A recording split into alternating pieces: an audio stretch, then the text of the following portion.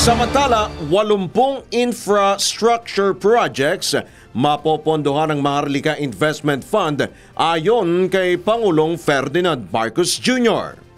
Narito ang news scoop ni Judith Estrada Larino.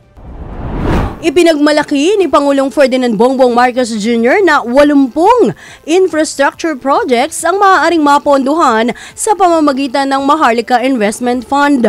Sa Philippine Economic Briefing sa San Francisco, California, USA, inihayag ng Pangulong Marcos na ang Maharlika Fund ang magsisilbing karagdagang source of funding para sa priority projects kasama na ang infrastructure flagship projects.